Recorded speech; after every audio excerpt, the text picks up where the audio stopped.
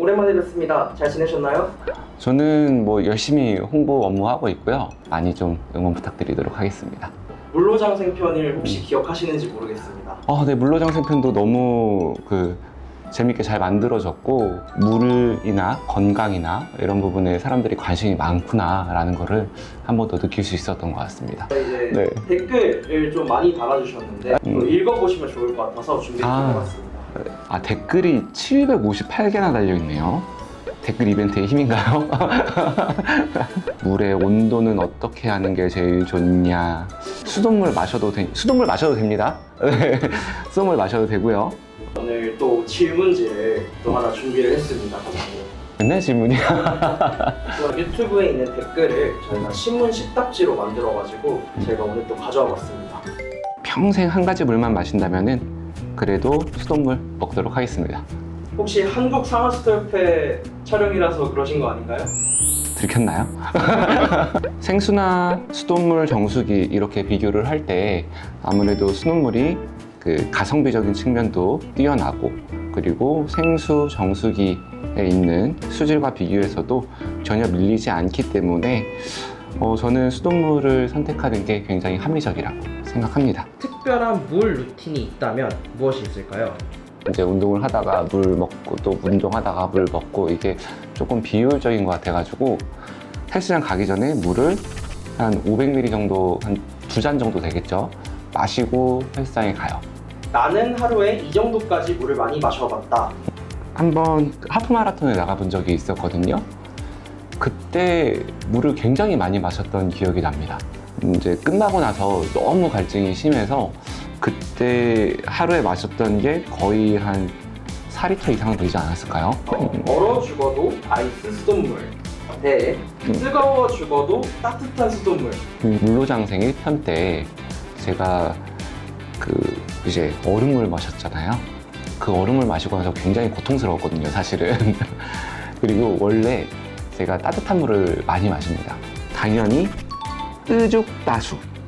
물을 더 건강하게 마시는 나만의 방법이 있다면 몸이 놀라지 않게 물을 마시는 게 제일 좋다.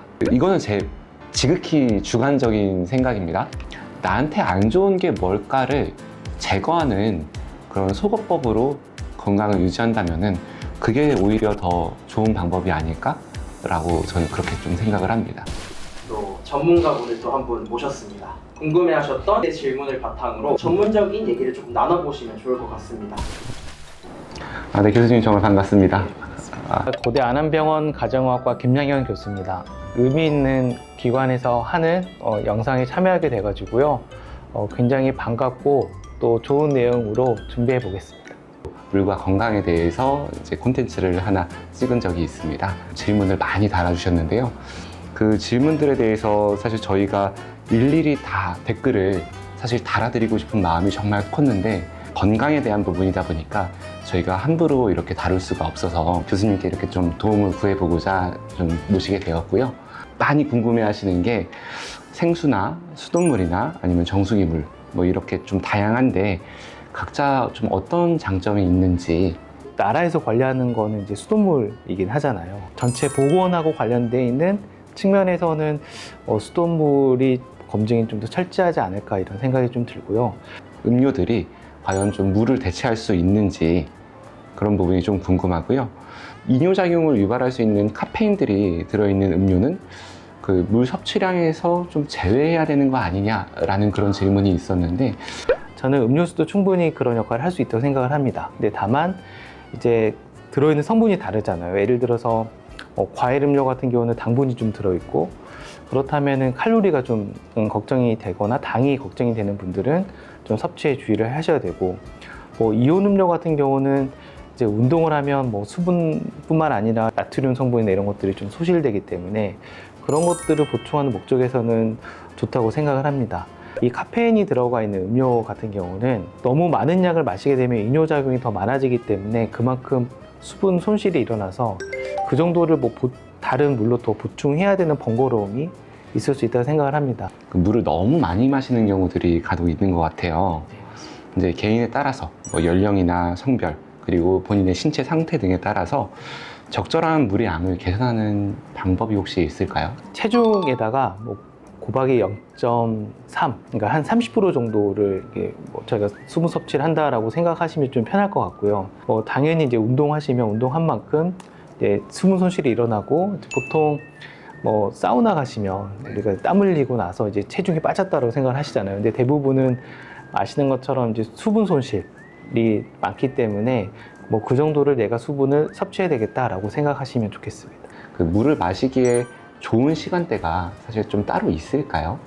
어차피 이제 운동을 하게 되면 땀 손실이 많잖아요. 그러다 보니까 이제 미리 이제 수분을 보충해야 되냐 뭐 많이 생각을 하실 수 있지만, 우리가 물을 섭취한다고 해서 이게 바로 이제 위를 거쳐서 쭉 다 내려가는 게 아니라 좀 머물러 있다가 조금 내려가고 이러기 때문에 너무 많은 물을 한꺼번에 마시면 이게 위에서 오히려 역류를 좀 할 수도 있고, 운동을 하다가 수시로 이제 한 모금씩 먹는 것들, 또는 운동이 끝난 다음에 섭취하는 것을 좀 권장해 드리고 싶습니다. 차가운 물이나 따뜻한 물, 그리고 미지근한 물 중에 어느 물을 마시는 게 가장 좋을까요? 차가운 물은 소화에는 그렇게 좋을 것 같지는 않고요.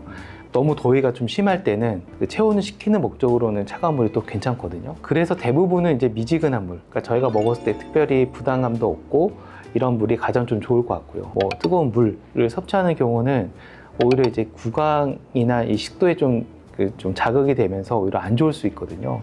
그래서 아주 뜨거운 물은 좀 제외하고, 가장 좀 중간 단계 미지근한 물이 섭취의 용이성, 그리고 다른 영향을 주지 않는 면에서는 가장 좋을 것 같습니다.